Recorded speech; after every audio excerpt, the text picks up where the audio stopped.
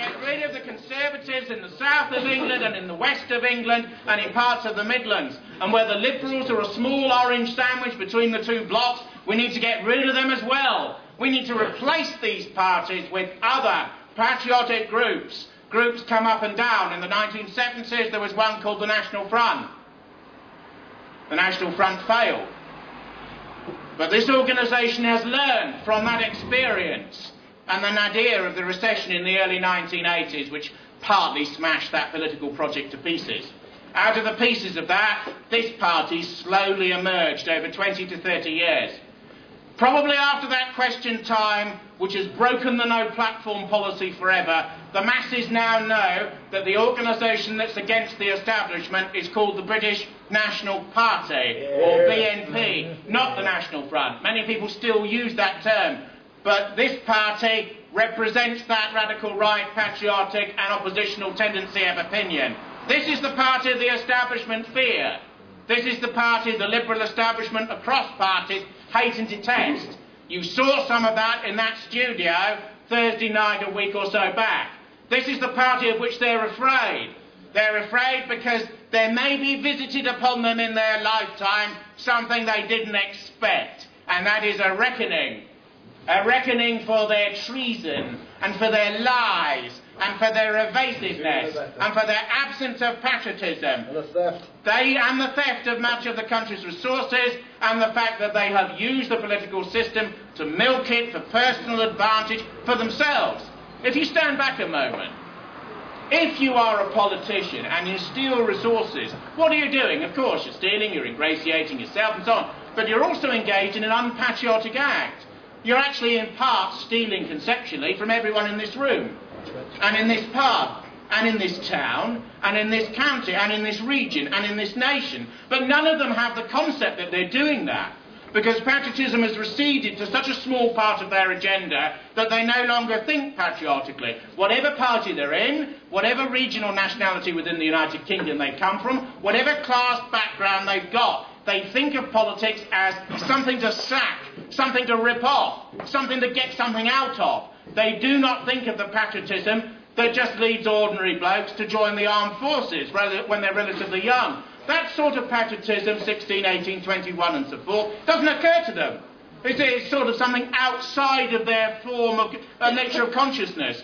We must implant it in such individuals, if it's not too late again. And one of the ways you do that is to reintroduce national service, to reintroduce service in the Army, in the Navy, in the Air Force and Special Forces and elsewhere, to physically competent men and to a degree women between 18 and 40.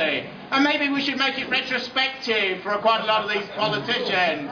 Maybe we should make them in their 50s and 60s run up the Brecon Beacons again and again and again, and when they wilter, they say, well, we'll put a pack on your back and we'll make you run up again and again and again. Maybe this can be a just and inhumanely good punishment for those who've let this country down over the last 10, 20, 30, 40, 50 years, since 1948, since 1946. We have not had a patriotic government for 50 to 60 years. But if people vote for this party and for this organisation in the northwest of England and elsewhere, there is the prospect of renewal. The establishment is more frightened now than at any time in my life.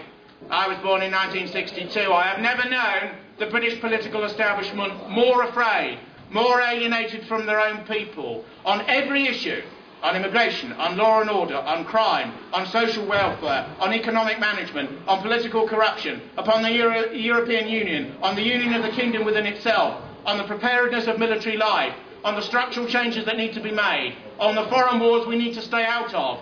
They are on one side and we are on the other.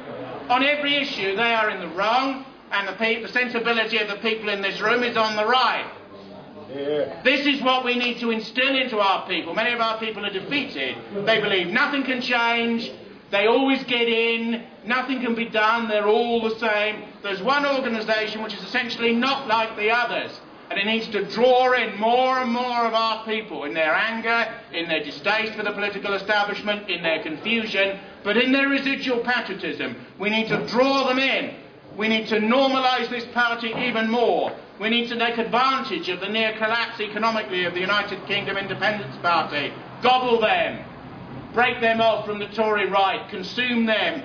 Take in more white working class Labour voters who hate Labour, particularly New Labour now, to such a degree that they will never go back again.